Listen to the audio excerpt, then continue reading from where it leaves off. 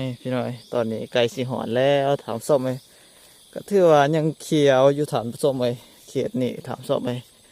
เขตทงหายทงหน้านี่ก็ยังเขียวอยู่ถามส้มไหมยังหมดทันมีผูกเก็บผูกเกาะผูกเขียวอะไรถามส้มนี่ตอนนี้ถือว่ายังหลายถามส้มเลยทางบ้านเฮาก็เกือบแล้วเลยพี่น้อยมาทางนี้ก็ยังพูดเขียวเต็มทีบถามส้มเลยก็ถือว่ายังดนพี่น้อยเขาเจ้าก็สิได้เก็บเกี่ยวถามส้มในทางนี้หรือว่าลาสาถามส้มเลยเพราะว่าเขาเจ้าจงเขางั้นลายพี่น้อยเขตนี้ก็เขตเสี่ยงต่อการเกิดภัยน้ำท่วมถามส้มเลยจำเป็นต้องได้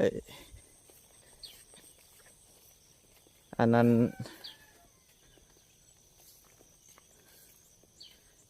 ใส่เข้างานอะไรพี่หน่อยเกี่ยวซาเพื่อ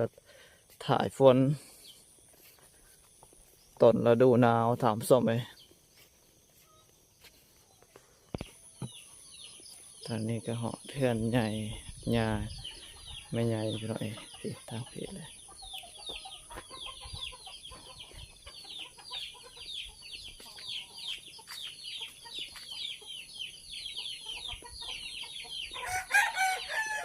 ไม่ใหญ่คนได้เก็บเกี่ยวผู้เดียวกัน